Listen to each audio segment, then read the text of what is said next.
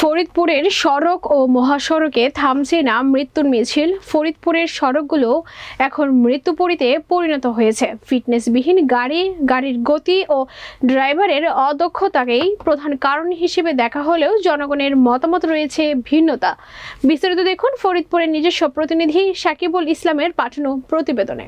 সম্প্রতি ঈদ পরবর্তী কানাইপুরের তেঁতুলতলা ফরিদপুর ভাঙা মহাসড়ক ও সর্বশেষ বৃহস্পতিবার ফরিদপুর সালথা আঞ্চলিক সড়কে ভয়াবহ দুর্ঘটনার পর এই বিষয় নিয়ে কথা হয় দুর্ঘটনা স্থানের জনগণ, হাইওয়ে পুলিশ ও ফরিদপুর জেলা পুলিশের নাম পরিচয় না প্রকাশ করার শর্তে বিভিন্ন কর্মকর্তার সাথে। জানা যায়, ফরিদপুর থেকে জাতীয় মহাসড়কের সব কয়টি রুটে চলাচল করে অত্যন্ত 3 শতাধিক থ্রি হুইলার, যার মধ্যে মাহিন্দ্রা, অটোরিকশা, নসিমন ও ভটভটি রয়েছে। বিশেষ করে মাহিন্দ্রার বেপরোয়া গতি ও চালকদের প্রশিক্ষণ না থাকায় অহরহ ঘটছে দুর্ঘটনা। বৃহস্পতিবার বিকেল 4টায় মাহিন্দ্রায় দুর্ঘটনায় প্রাণ হারায় ঘোড়াদাহর এমদাদ মুন্সি।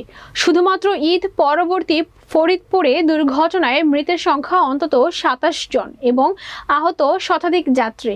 মহাসড়কে চলার অনুমতি না থাকলেও প্রশাসনের সামনেই অবাধে চলছে যত্রতত্র থ্রি হুইলার।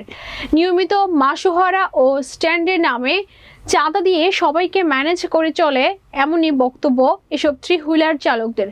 ইতিপূর্বেও রাজধানী টেলিভিশনে এমনই চাঁদাবাজের একটি প্রতিবেদন প্রকাশ করা হলেও নেই কোনো ব্যবস্থা।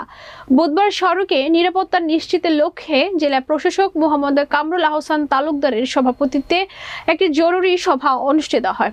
সভায় চালকদের ডোপ টেস্ট ও গাড়ির কাগজপত্র, লাইসেন্স চেকের উপর কঠোর নির্দেশনা দেওয়া হয়।